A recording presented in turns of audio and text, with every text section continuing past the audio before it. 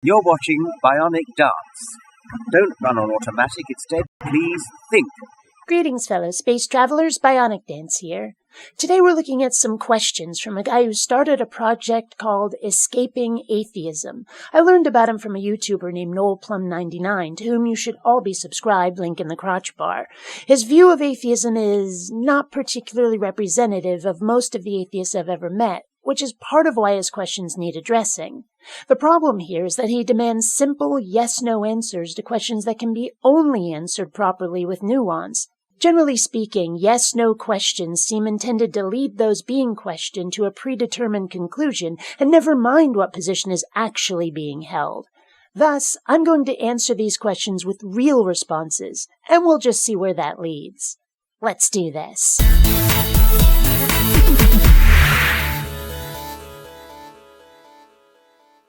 Number 1. Atheism is not a belief, it's a lack of belief. It is totally non-ideological. I'm going to say a provisional yes. Atheism is an answer to a single question. Do you believe in a God? The sole determining criterion for being a theist is that you do believe in a deity of some sort.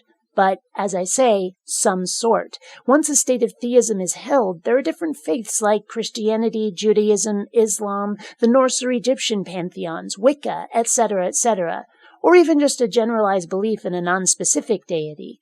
But what all those have in common is God belief. And the sole criterion for being an atheist is that this belief is not something one holds. That's it. But as with religion, there can also be nuance, from being an anti-theist to an outspoken atheist to simply someone who just doesn't believe and doesn't really give it a second thought after that. Or even someone who has never heard of the God concept and thus does not believe. Can someone's atheism become ideological? Absolutely. But is atheism ideological unto itself? Not at all. Unlike religion, atheism does not come with doctrine, dogma, or scripture. It's no different than, say, not being a fan of professional sports.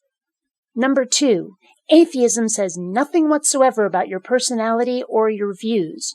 Well, atheism is a view, not a worldview. It's a view on a single question. Again, unlike religion, atheists are not instructed by virtue of being atheists that one must take position A, B, and C on issues X, Y, and Z. Indeed, you can find some sharp division among atheists on plenty of issues, and their reasons are completely unrelated to not having God belief. At most, what being an atheist might say about your personality is that one is an apistivist, choosing skepticism over belief, demanding facts instead of faith. Number 3. Atheism is about science, logic, reason, and evidence. Religion is the opposite of those things. Well, no. Atheism is just when one doesn't believe in any gods. Science, logic, reason, and evidence will more often than not lead to atheism, since, again, religion demands faith instead of providing facts. But atheism is not, unto itself, about any of the above. As to religion being their opposite, not necessarily. A religion doesn't have to be about faith. I mean, if a God is real, that God showed up instead of hiding, and then started throwing miracles all over the place, it'd be awfully difficult to not believe. And belief is all it takes to be a theist. Faith is not actually required. So religion, as we know it, is not particularly logical, and is certainly not scientific. But that's not any more inherent to religion than ideology is to atheism. Question 4 and 5. Atheism is about facts over feelings. Atheism frees minds and teaches people how to think for themselves. This is just a reiteration of question 3, really. Facts or feelings could lead to atheism, but are not part of atheist dogma because there is none. Regardless of why someone doesn't believe in a God, or how much, or what it leads them to do or not do, if anything, has no bearing whatsoever on what atheism is about, which, again, is having no God belief. Number 6. There is no evidence for God. That's far too general a question. First, it has to be established which God and what attributes that God may possess, and then we can go looking for evidence to support that claim. And that's actually looking backward, really. Evidence should lead us to conclusions rather than searching for evidence to justify our predetermined ideas. The problem is that, with most gods claimed by humankind, almost all of the evidence we can find and show to other people are parts of the world that don't need a god to exist. so really aren't evidence of a God at all. Phenomena in nature, for example. There was a time when a lot about the universe could not be explained, and it seems those writing scripture preferred a made-up answer to "I don't know." But now that science has advanced enough to find the real explanations, which, as I said, don't require a God, we should be abandoning the divine claims about such phenomena. So no, there is no evidence for God, at least none found that can be shown to be such when scrutinized with a critical, unemotional mindset. Number 7. Science is how we determine if things are true or not. Again, this is thinking backward. Science is how we examine what we can find within the universe and come to conclusions after that critical scrutiny. Starting with a conclusion and then looking for evidence to support it is to engage in confirmation bias. And it also matters what we're trying to show is true. Science deals solely with the physical, empirical world. You cannot, for example, use science to prove opinions, like whether Babylon 5 is better than Firefly. When religion makes claims about the physical world, like it having been flooded, or certain towns being destroyed by orbital strikes, or where the Earth and the Sun are in relation to each other, or the origin of humanity itself, those can be examined, and have so far all shown to be made up.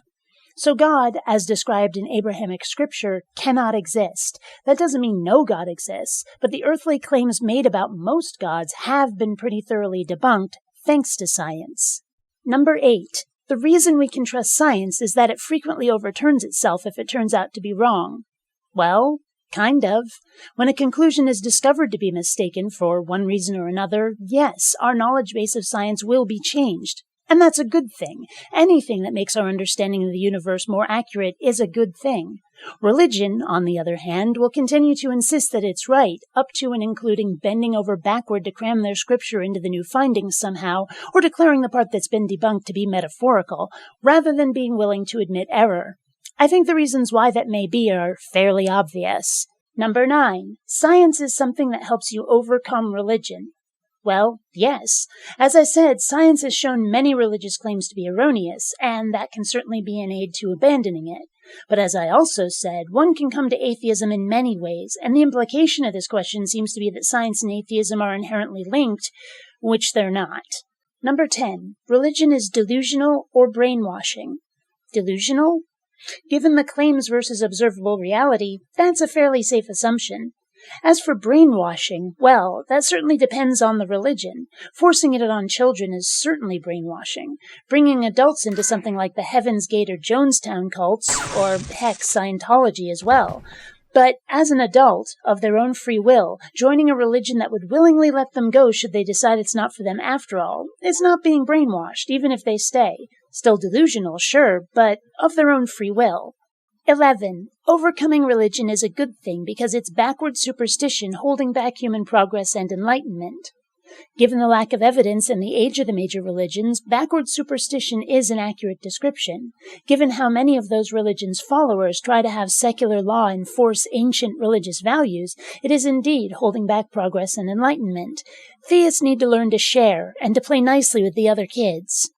Number 12. Skepticism is a scientific principle or is inherently scientific. Number 13. Occam's razor is a scientific principle or is inherently scientific. I think the phrasing here does not accurately describe the situation. Better to say that both are tools of reasoning employed by science, tools which have yielded enough positive, verifiable, yet potentially falsifiable results to keep them in a scientist's toolbox. Number 14. If you see something that seems impossible, you must have imagined it or were always just fooled. No, don't be silly. There are plenty of things that seemed impossible until our understanding of the universe had developed enough to figure out what was actually going on. There are plenty of things we see that appear impossible at first. Stage magicians, for example, have performed tricks that certainly appear impossible, but we all know there's a naturalistic explanation, don't we? If I understand the implications of this question correctly, allow me to respond even more thoroughly. The problem truly arises when, upon seeing something that appears impossible, one assumes that the supernatural is responsible and then not investigating further. That's not merely letting yourself be fooled, that's willingly participating in your own delusion. Number 15. The laws of physics don't change, or, if they do, they only change in ways scientists can predict and measure. Any answer of yes to this question would require omniscience. It's an unfalsifiable assertion. However, given long experience of recorded scientific history in which this has 100% been the case, making the assertion with confidence is not completely unwarranted. Number 16. The human mind is entirely a property or function or emergent effects of chemicals in the brain and/or central nervous system. This is one of those no-God-required aspects of nature I was describing before. The brain is all that's required to generate a mind. Anything more would be superfluous. So while, as with number 15 and the laws of physics, giving a definitive 100% yes answer would require omniscience, confidently making the assertion based on available data is perfectly rational and reasonable.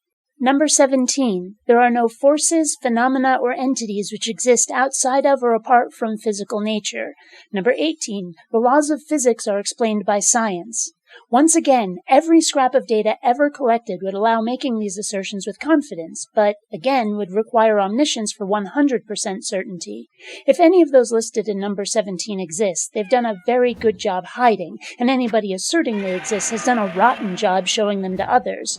So far, number 18 holds our best explanations for the universe around us, best because we can show them to others and have them tested. Number 19. If God exists, human beings are intelligent, wise, and moral enough to pass judgment on God's actions and motives. Anybody can pass judgment on anybody. Judgment is just an opinion, hopefully a well-informed opinion, but that's still all that it is. Judgment is not something you can measure scientifically. What is moral or immoral is not objective or inherent, written into the universe. Far more important is what you do with that judgment and why. The Abrahamic God's policy of believe in me without evidence or suffer eternal torment is nothing short of blackmail, and if we won't tolerate that from humans, there is no reason to put up with it from a God. And that's just one example of things we're expected to take on the chin from God, even if other earthlings aren't allowed. Any God that exists doesn't get to be a big ol' exception to rules the rest of us have to follow. Number 20. It is appropropriate, his spelling, not mine, to worry about the effects of religion on people, but there's no reason to worry about atheism. This is another badly worded question. It is rationally appropriate to worry about the effects of religion because, as I pointed out, dogma and scripture lay out what theist behavior is supposed to be like, and much of it is reprehensible. Atheism, on the other hand, has no such doctrine. Without it, an individual atheist may well be unpredictable, and unpredictability can be a bit disconcerting, but there's no legitimate, explicit reason to worry about the atheist because of their atheism, or atheism as a whole, because atheism has no substance, it's just not theism. I think you'll find that most atheists will behave in ways to which you find hard to object. Being allowed to, say, physically assault people willy-nilly is generally something most people, atheist or not, will find unacceptable, and so, out of a kind of mutual self-defense, have passively agreed to not slug each other in the snoot or the gut without some very serious just cause. If that nonviolent kind of behavior is something you prefer, then you really have no reason to worry about atheism. No God required. And that is our little game of 20 questions. This is BionicDance, and I am out of here.